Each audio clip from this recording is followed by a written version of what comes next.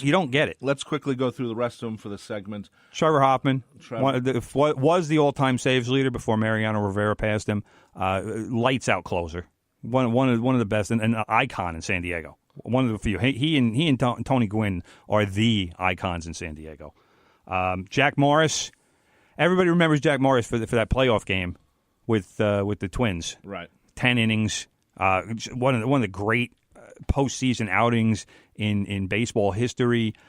He was a guy who I couldn't understand why it took him so long to get in, because one of the categories that I like to look at, and I don't think that many other people like to look at it so much, is did he dominate during his era? And this is why I still think Thurman Munson belongs in the Hall of Fame. I believe was because it was him and Fisk in the late 80s or late 70s and early 80s. It was just the two of them. It was nobody else.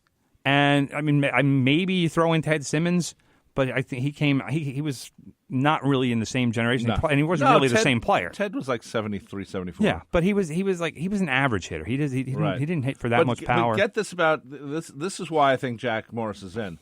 254 wins, 186 losses. That's a great. But he pitched for a good number of bad teams 18 too. years. Yeah. 3.90 ERA, which is high. Which is very high for the Hall of Fame. But I think that wins to losses is why that helped. Most of the time he played with Detroit, played Minnesota, Toronto, and Cleveland. Right, also. but he played for some mediocre teams along the way. I mean, when you look at Detroit, Minnesota, and Toronto, those were hit or miss teams. Well, Toronto he's 21-6. Right. That was 92. Mm-hmm. But his greatest years were in Detroit. Yeah, Jack. And then when he left there, 77 to 90. Right, and then when he left there, he still had put up good seasons. Yeah, I mean, despite the fact that the Tigers might have thought he was close to being done, but he put up very good seasons for both the Blue Jays and the Twins. Yeah, his numbers are pretty good. Yeah, I mean, but he's an example of the more modern generation of players, and if you're going to reward players for what happened during the quote-unquote steroid era, then you also have to look at pitchers and say, well, what was going on in this era? If you're going to sit here and penalize somebody like Alex Rodriguez or Rafael Palmeiro or any of those sluggers for taking steroids, well, then how can you penalize the pitchers who were getting clubbed, smacked around by all of these juiced-up guys? That's a great point, because you don't see it as much. The smacking around. But that's why when you say 3.90, teams were scoring runs back then. Yeah. And there was obviously a reason why they were scoring runs. You can't penalize pitchers for that. That's why Mike Mussina's getting penalized for that, too. He's another guy who I think should be in the Hall of Fame. People say, 20 wins, 20 wins. Nobody wins 20 wins anymore. He left the game in 94, so the steroid was it? Yeah, I was going on. Yeah, was it already going on there? Yes. Okay. And the last player, Alan Trammell, who... He's a guy, he played for a long time. One of the few players to stick one team the entire lifetime. Yep. But a very good hitter, not a power hitter, but just a guy who played the game really well. And guys like that a lot of times will get overlooked because Hall of Fame tends to be about numbers more than it is about how significant a guy was to his team or to winning. And when you look at Alan Trammell and Lou Whitaker for the middle of that Tigers infield, those guys were phenomenal. Right. I mean, you didn't do any better than that. And those guys were around for more than a decade in Detroit. Trammell, 2,365 hits, batting average of 285. Not bad. How many years? 20. Yeah. I mean, that's the last that's three what you're were talking under about. Was 76, 74, and 66 playing. So. Yeah, but I mean, you can't look at the last three. Well, I mean, you look at the prime of his career, yeah, like that 10 to 12 year When you span. talk about 20 years, and the last three are not that good. Right. But that's every player. And one thing cool about this year's Hall of Fame inductees or ceremony was there were 57 Hall of Famers there. Yep. Including your boy Bill Madden. Do they? He was there. Do they? We should call him. Well, he wouldn't have. He probably was sleeping. He's busy. I saw him. Check and see who got the Spink Award. That's what we need to find out. Award? The important stuff. Okay. Well, we're going to take a break right now. All right. Let's take a break. We'll get the what Spink. Spink. Okay. I'm sure Bill was enjoying himself. Bill was celebrating with the Spink Award winner, along with several other Hall of Famers like Claire Smith and Dan Shaughnessy and a bunch of the writers who it's a dwindling breed these days, thanks to newspapers like Tronc that we'll talk about a little later. Anyway, you're listening to From the Press Box right here on 90.3 WHPC. If you have a comment or question, give us a call. 516-572-7440. Tim, you're on Twitter at Real Tim Leonard.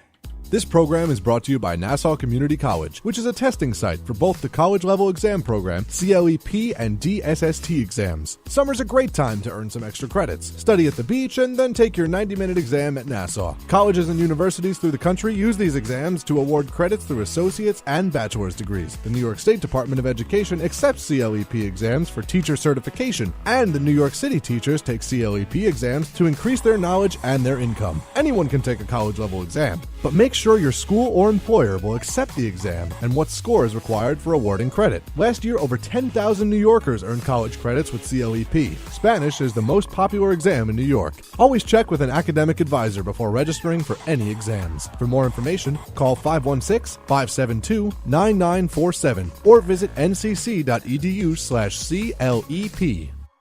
All hit music. For all those songs radio has forgotten about, join me, Big Ed, Mondays from 10 a.m. till noon for The Good Gold Show. We'll bring back all the great hits of the 50s, 60s, 70s, and more. The sounds of doo-wop to disco, all the Motown, soul, and great rock and roll. We'll even take your requests and dedications to The Good Gold Show. Music.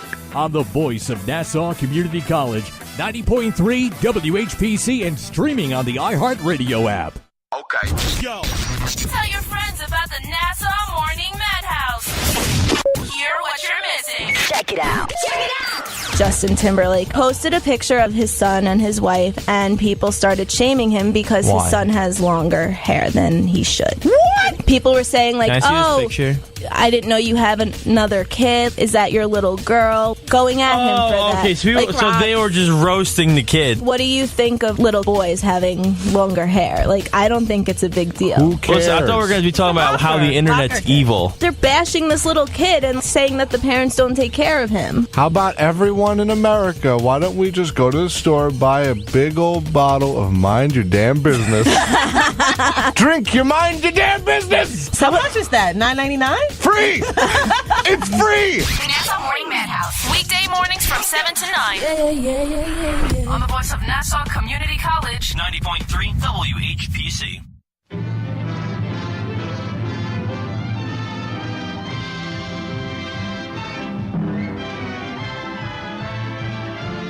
Hey, we're back here on From the Press Box on the voice of Nassau Community College, 90.3 WHPC. Go to our website, nccradio.org. Find out about the great programming we have here at WHPC besides From the Press Box.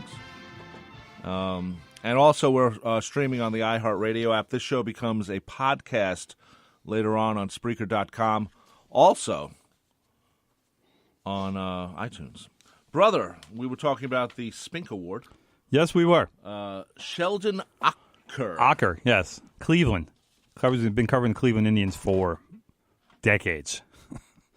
Great writer, obviously. You don't get the Spink Award unless you're a great writer. Some of the others who were celebrating with Sheldon Acker this weekend were Claire Smith, formerly of the New York Times, friend of the show, Bill Madden of the New York Daily News, Dan Shaughnessy of the Boston Globe. I mean, you're talking some of the legends of the Fourth Estate, as we like to call it. Yeah, we've interviewed Hall of Famer Bill Matt. I told you that when last time he was on. Hall of Famer. We'll have to have him on again. Anyway, we have Rob from Rockville Center on. Wants to talk to us, Rob. Good morning, Rob. I'm getting overrun with Robs here. What do you got? What do you want to talk about, Rob? So I was traveling south this weekend, and I'm on the line at the Lowe's in the Eastern Shore. And I struck up a conversation with the woman at the counter in reference to Miami's policy about the 4-game suspension. So if you could bring us up to speed on what that policy is, and if Tim wants to contribute his opinion on it. Rob, I have no idea what you're talking about. What you be what a little more four-game suspensions specific. are you talking about? Is it for the NFL? Yeah, the NFL. Yeah. Oh, okay. We weren't I sure. thought we were talking That's baseball. A hot topic. That's a big topic. I thought we were talking baseball. We were talking baseball. Okay, so you want to talk about? I'm sorry. I just woke up. I just put you on. I'm sorry. All right. So you basically want to know about the NFL and the silly whose suspension are we talking about? Oh, the players. with the kneeling are you talking about? Yeah. Oh, all right. Well, all right. We'll shift gears. I'm sorry about that. That's all Tim. right. I should have called. I didn't know where you guys were. No, I that's just cool. Woke up. That's cool. okay. Like I said, we were talking baseball. I just need to get my head into football we mode. ad-libs around here. As far as what you're talking about, first of all, I think the Dolphins setting a team policy for that is, in a word, ignorant. I agree with what Jerry Jones said the other day, and this is a rarity that I agree with Jerry Jones, that Trump has gotten way too involved with this, and he has used this now as a distraction to take away from everything else that's going on with his presidency. I'm going to say it right off the top. I don't like Trump, and I'm not going to apologize for it. I think he's not been a good thing, but for him to continue to bring up the issue of NFL players kneeling and to continue to misinform people on why they're kneeling, I think is damaging to the NFL, and it's also damaging to the country. We've said it. We've talked about this on the show more than once. Okay. Colin Kaepernick was his initial protest with the NFL and the national anthem was he was sitting on the bench. He did not stand, and it was actually a veteran who told him that if he wanted to be respectful to the people who have fought for the country, because he said it more than a couple times before he really kind of stopped talking about it, but he said this is not a protest of our military. He goes, I love our military. He says it has nothing to do with them. It has everything to do with human rights for people of color in this country. So he talked to a friend of his who was a veteran or is a veteran, I guess, and the veteran was the guy who told him to kneel. Well, he said that's the sign of respect in the military. When we honor one of our fallen brothers, we kneel, and that's why Colin Kaepernick kneels today. One of my problems with the whole thing, though, is that they don't show the national anthem on TV except during the Super Bowl. So that's true. So this whole thing is, as much as he's doing this protest, the only people seeing it is people in the stadium, not the people watching it. So I see it at CBS too, but we have the feed. Yeah, but you have a feed. You're working. You don't exactly. Don't bring that up, Tim, because that has nothing to do with anything. But that's my problem with it, because I think the choice of how he's doing it, if no one's seeing it but everyone's talking about it, then there's going to be a lot of miscommunication, and that's what's happened. The thing that gets me about our president is, he tried twice to get into the NFL, both times rejected, rightfully so. And also, that probably has something to do with it. Trump is a vindictive guy. He remembers this stuff, so he's like, I'm going to get the NFL. Plus, if you remember during the Super Bowl at Mar-a-Lago, guess what they were watching? The Super Bowl. They weren't watching the Golden Girls. So the thing that gets me about Trump is that after the Super Bowl. The thing that gets me about Trump is it's not has nothing to do with the protest. It has everything to do with feeding red meat to his listeners or followers or whatever, because that's what it's all about. He's talking about stuff he doesn't know about, but he doesn't care because that's what he does. Yeah, and to get back to your point, I really disagree with what the Dolphins are doing. I would expect that a franchise would try to be more supportive of its players as opposed to being antagonistic and creating creating an issue really where there shouldn't be one. I mean, if players still want to continue to protest, then chances are they're not even going to be out on the sideline. They'll just stay in the locker room for the national anthem. That's probably what will happen. Yeah, but to demand that your players be on the sideline and be standing at attention for the national anthem, you have to remember, the NFL, 20 or 25 years ago, didn't even play the national anthem before the games. So it's a fairly recent situation. And baseball started it in World War II. Right. So it's. But the reason that the NFL started is because they got endorsement money from the Army. Well, that was part. That's why it started, because they got paid to do it. Well, okay. So when you look at all of the reasons for how it came to be, and now it's something that's being politicized to such an extreme extent. That's my issue with it is again, like I said before, is that so many people are misinformed about the reasons and why these actions are being taken. All right, guys. Well, thanks, Rob. Rob. Thank you for your input. Thank you. Tim, I'm going to listen to the rest of the program with you and Rob, and I wish you guys well. Thank you. Later, It's good to know we have a second Rob involved. Thanks, Bye, Rob. guys. Take care, man. Bye-bye. So, my problem is that no one sees it. I've already said I'm not. I like what he's doing as standing up for something, but I think he's doing it the wrong way. And I've said that before because I think there are different ways of doing it. Do I think the NFL can come up with a rule that says you must stand for the national